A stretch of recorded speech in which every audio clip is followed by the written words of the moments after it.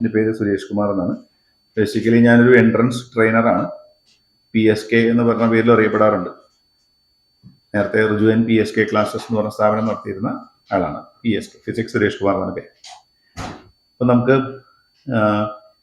All India ലെവലിൽ നടക്കുന്ന വളരെ പേരുകേട്ട 2 എക്സാമുകളാണ് IOQM, Indian olympiad qualifier in mathematics, NSE-JS, national standard examination in junior science.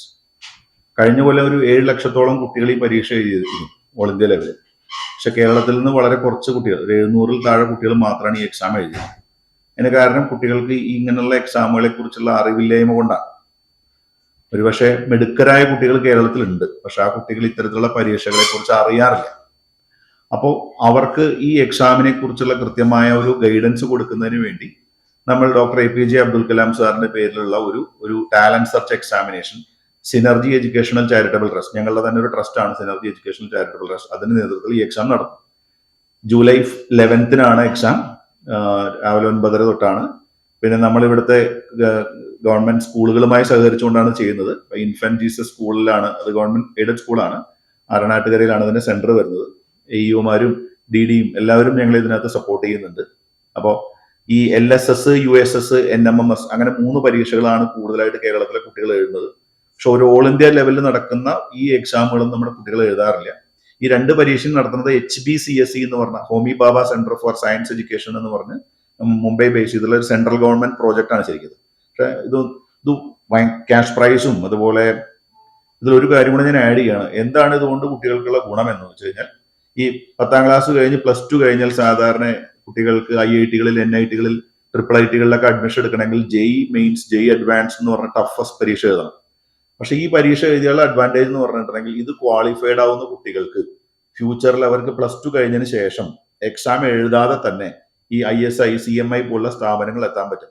പക്ഷെ കേരളത്തിൽ അങ്ങനെ കുട്ടികൾ വരാറേ ഇല്ല. അതിന് കാരണം ഈ കുട്ടികൾ ഇത് അറിയാറില്ല. അതുകൊണ്ടാണ്. അപ്പോൾ അതിനൊരു മാറ്റം കൊണ്ടുവരിക എന്നുള്ള ലക്ഷ്യത്തോടു കൂടിയാണ് ഞങ്ങൾ ഒരു കൂട്ടം എൻട്രൻസ് ടീച്ചർമാർ ചേർന്ന് ഉണ്ടാക്കിയ ഒരു സിനർജി എഡ്യൂക്കേഷണൽ ചാരിറ്റബിൾ ട്രസ്റ്റ് എന്ന് പറഞ്ഞ സംഘടന ഇത് ചെയ്യുന്നത്. ഇതാണ്. അതെ, ഇത് ശരിക്കും അതെ, ഇത് ഹോമി ബാബ സെന്റർ ഫോർ സയൻസ് എഡ്യൂക്കേഷൻ എന്ന് പറഞ്ഞ സെൻട്രൽ ഗവൺമെന്റ് ഏജൻസിയാണ് ഇത് കൊടുക്കുന്നത്. കുട്ടികൾക്ക് ഇതിന്റെ സർട്ടിഫിക്കറ്റ്സ് കൊടുക്കുന്നത്. പരീക്ഷ നടത്താൻ അവർ ചെയ്തിരിക്കുന്നത് ഒന്ന് Indian association of physics teachers എന്ന് പറഞ്ഞ ഒരു സംഘടനയാണ് അവർ ഏൽപ്പിച്ചിട്ടുള്ളത്. പരീക്ഷയുടെ നടത്തിപ്പ് കൊടുത്തിരിക്കുന്നത്. പിന്നെ മാത്സിന്റെ അതുപോലത്തെ ഒരു സംഘടനയ്ക്ക് കൊടുത്തിട്ടുണ്ട്. അവരാണ് ഈ എക്സാം കണ്ടക്ട് ചെയ്യുന്നത് over India. Certificate Homi Baba centre for science education എന്ന് പറഞ്ഞ അവരുടെ സർട്ടിഫിക്കറ്റ് ആണ് കിട്ടുന്നത്. ഞങ്ങൾ ഇപ്പൊ ചെയ്യുന്നത് 3-4 ജില്ലകളിൽ മാത്രമാണ്. ഞങ്ങളെ കൊണ്ട് റീച്ച് ഔട്ട് ചെയ്യാൻ പറ്റുന്ന സ്ഥലങ്ങളിൽ മാത്രമാണ്. ഇത് ശരിക്കും ഞങ്ങൾ നടത്തുന്ന എക്സാം അല്ല. ശരിക്കും ഇത് ഗവൺമെന്റ് നടത്തുന്ന എക്സാം ആണ്. അതിനുള്ള അവയർനെസ് കൊടുക്കാൻ വേണ്ടിയിട്ട് നടത്തുന്ന പരീക്ഷയാണ് ഞങ്ങളിത്. ഇല്ല, ഫ്രീ ആണ്. 500 കുട്ടികൾക്ക് ഞങ്ങൾ ഫ്രീ ട്രെയിനിങ് കൊടുക്കും. അതിൽ ഓഫ്ലൈനായി വരാൻ പറ്റുന്നവർക്ക് ഞങ്ങൾ ഈ ഇൻഫന്റ് ജീസസ് ഹൈസ്കൂളിലായിരിക്കും അതിന്റെ ക്ലാസ്സുകൾ വരിക. അല്ലാത്ത കുട്ടികൾക്ക് ഓൺലൈനിൽ, അതർ ഡിസ്ട്രിക്റ്റിലുള്ള കുട്ടികൾക്ക് ഓൺലൈനിലും കൊടുക്കും. ഓൾ കേരള ലെവലിലുള്ള കുട്ടികളെ എംപവർ ചെയ്യുക എന്നുള്ളത് തന്നെയാണ് ഞങ്ങൾ ലക്ഷ്യം വെക്കുന്നത്. കൊടുത്തിട്ടുണ്ട്. വളരെ പോസിറ്റീവാണ്. ഒരു 1500-ഓളം കുട്ടികൾ ഓൾറെഡി രജിസ്റ്റർ ചെയ്തിട്ടുണ്ട് ഈ 2-3 ദിവസങ്ങളിൽ. കാരണം അത് AEO തന്നെ ടീച്ചേഴ്സിന് ഇൻഫർമേഷൻ കൊടുത്തിട്ട് അങ്ങനെയാണ് അത് പോകുന്നത്. അല്ല, പരീക്ഷ എഴുതി ക്വാളിഫൈഡ് ആവുന്നവർക്ക്. കാരണം ഇത് ഈ എക്സാം എന്ന് പറഞ്ഞതിന്റെ പ്രത്യേകത എന്താ പറയുക, 8, 9, 10, 11, 12 ഈ 5 സ്റ്റാൻഡേർഡിൽ പഠിക്കുന്ന കുട്ടികൾക്കും ഒറ്റ പേപ്പറാണ്. അതായത് 12th പഠിക്കുന്ന കുട്ടി എഴുതുന്ന പരീക്ഷയും 8ാം ക്ലാസ്സിലെ കുട്ടി പരീക്ഷ എഴുതുന്ന ഒരേ പേപ്പറാണ്. അതായത് ഒരു ഡിഗ്രി ലെവലിലുള്ള ക്വസ്റ്റ്യൻസ് ആണ് ഇവിടെ ചോദിക്കുന്നത്. ട്രെയിനിങ് ഉണ്ടെങ്കിൽ മാത്രമേ എഴുതിയെടുക്കാൻ പറ്റുള്ളൂ. അതുകൊണ്ടാണ് നമ്മുടെ കേരളത്തിലെ കുട്ടികൾക്ക് ഇത് കിട്ടാത്തത്. കാരണം മറ്റ് സ്റ്റേറ്റുകളിലൊക്കെ ഇതിന്റെ ആക്ടിവിറ്റീസ് വളരെ സ്ട്രോങ് ആയി നടക്കുന്നുണ്ട്. നമ്മുടെ ഇവിടെ എല്ലാവർക്കും ഈക്വലൈസ് ചെയ്തിട്ടുള്ള വിദ്യാഭ്യാസം കൊടുക്കുന്നതുകൊണ്ട് ഒരു തരത്തിൽ നല്ലതുമാണ്, ചീത്തതുമാണ്. കാരണം നല്ലതെന്ന് പറയുമ്പോൾ എല്ലാവർക്കും ഈക്വൽ കിട്ടുന്നുണ്ട്. പക്ഷെ ഏറ്റവും കഴിവ് കൂടിയ കുട്ടികൾക്ക് നമ്മൾ അവരെ എന്ത് ചെയ്യുന്നില്ല, മൈൻഡ് ചെയ്യുന്നില്ല. അപ്പൊ അങ്ങനത്തെ ഒരു ഇഷ്യൂ സോൾവ് ചെയ്യാനാണ് ഗവൺമെന്റ് ഇത്തരത്തിലുള്ള പ്രോജക്ട് ചെയ്യുന്നത്.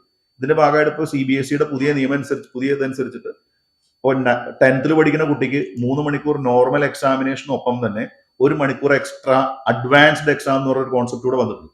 അതായത് +2 ടോപ്പിക്സ് കുട്ടി 10ൽ തന്നെ പഠിക്കും. അപ്പൊ അത് എന്തിനാ ചോദിച്ചു കഴിഞ്ഞാൽ ഇവർ ഈ മിടുക്കരായ കുട്ടികളെ ഐഡന്റിഫൈ ചെയ്തിട്ട് പല പ്രോജക്റ്റുകളിലേക്ക് നേരത്തെ കൊണ്ടുവരാൻ വേണ്ടി ചെയ്യുന്നതാണ്. അത്രത്തോളം കേരളത്തിൽ അത് പോപ്പുലർ ആയിട്ടില്ല, വരുന്നേ ഉള്ളൂ, വരുമായിരിക്കും. ഇത് എക്സാം ഒന്ന് സെപ്റ്റംബർ 13 എക്സാം വരുന്നത്,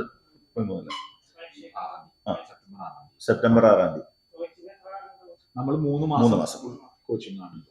അത് ഓഫ്ലൈൻ ആയിട്ടുണ്ടാവും, ഓൺലൈൻ ആയിട്ടുണ്ടാവും. സൗജന്യമായിട്ടുള്ളതാണ് കൊടുക്കുന്നത്. അങ്ങനെയില്ല, താല്പര്യമുള്ള ഒരു കുട്ടിയാണെങ്കിൽ ആ കുട്ടിയെ ഞങ്ങൾ കൺസിഡർ ചെയ്യുന്നത്.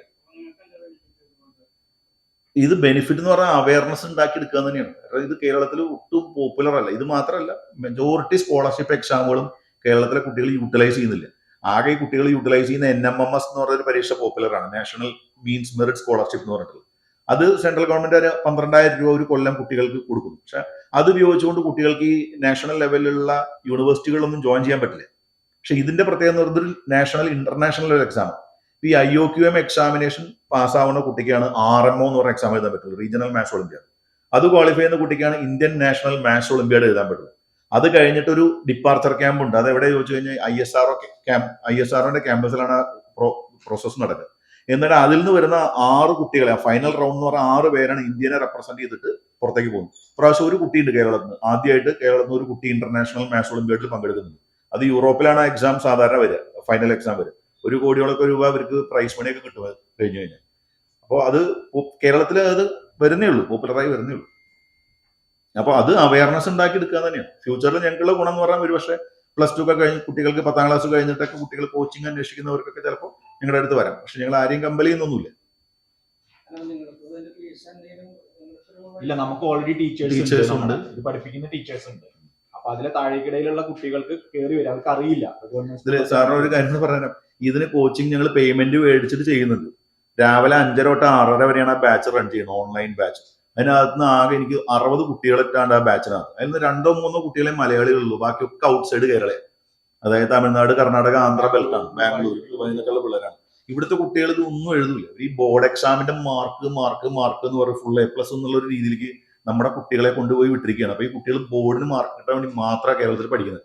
അപ്പൊ അതൊരു വലിയൊരു സോഷ്യൽ പ്രശ്നമായി വരും. ഇനി കുട്ടികൾ ഒരു കോമ്പറ്റേറ്റീവ് പരീക്ഷ എഴുതാതെ കുട്ടികൾ എന്ത് ചെയ്യുന്നു വെച്ച് കഴിഞ്ഞാൽ ഈ ബോർഡ് എക്സാമിന്റെ മാർക്ക് മാത്രം വെച്ച് +2 കഴിഞ്ഞിട്ട് ഇവിടുന്ന് മൊത്തം മൈഗ്രേഷൻ ആണ്. നമ്മുടെ സ്കൂളിലെ പ്രിൻസിപ്പൽമാർക്ക് പോലും ഈ എക്സാമിനെ കുറിച്ച് അറിയില്ല.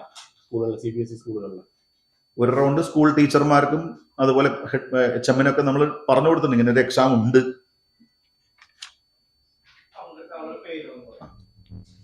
ഞാൻ സുരേഷ് കുമാറിന്റെ മാനേജിംഗ് ട്രസ്റ്റിയാണ്. ഇവര് ട്രസ്റ്റീസ് ആണ്.